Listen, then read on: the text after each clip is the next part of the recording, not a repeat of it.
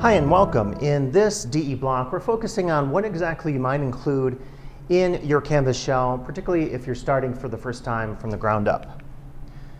Now, in terms of asking what do we need to include in our Canvas shell, as you've probably discovered looking at Canvas and being trained in the LMS, there are so many possible things to include in a shell that it can begin to appear as a daunting task to create that Canvas class from the ground up.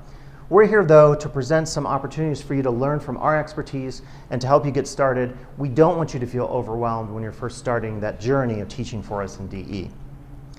I recommend two videos that you might check out. The first video is called The Basics of DE Instruction, and it goes over some of the expectations that might come up if you're transitioning from a different form of teaching like face-to-face or ISP or incarcerated student program teaching. The second video I recommend is called A Basic Canvas Shell. And in this video, we cover everything that is necessary for a good quality Canvas shell. These are almost the foundations, the building blocks of what you need to have a class that we think is going to be effective and high quality, high caliber for students. As you're going through this video, it's quite long, so I recommend you use the time index on YouTube and click on the items that interest you. For example, you could look at the Canvas setup tool or campus information. You could look at the core elements of a class, assignments, discussions, announcements, and so forth. So pick and choose based on the interest that you have, but this video will definitely give you the foundations, the cores of what you might include in your basic shell. As we think about just right now, for the purposes of this short video, what you might include in your Canvas shell, we would like you to have a syllabus. We'd like you to incorporate modules as part of your course navigation.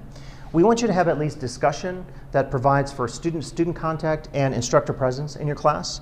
We want you to have a series of assignments, formative, summative assignments, could be quizzes, writing assignments, whatever's appropriate to your class. Please include a variety of different types of assignments for different types of learners. Also, you should have resources and links.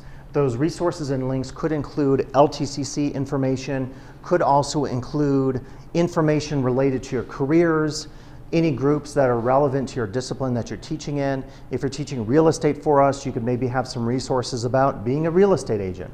So the links and resources are really good to express both information about your discipline as well as information about LTCC. We don't want to exist in a vacuum even though we're teaching in a very specific discipline. We want to make sure that we have connection of our students to our campus to provide them some of those wraparound services that we provide if they were face-to-face students here in a classroom in that physical teaching sense. We also ask you to have some multimedia. It would be a really good idea to have 2 or 3 videos in this first go around such that you give your students a sense of your own instructor presence. I really want to emphasize it's important to record your own media. It's great to include off-site media on YouTube or whatever, but if you do a few videos at least, it's going to show the students that you care, and it's going to give them a real sense that you are a real person out there, not just someone typing, on a keyboard or on a cell phone when you're interacting with their discussions and other assignments. So consider 2 to 3 videos for your first Canvas class, and then by all means, you need to have your instructor contact available to your students such that they know how to get hold of you. Whatever that is, if it's phone, if it's email, if it's your Skype handle, whatever, include that in your Canvas shell. Now, when we're talking about foundations, just to say, if you're starting from scratch, keep in mind that you can add more elements the second time around that you teach a class.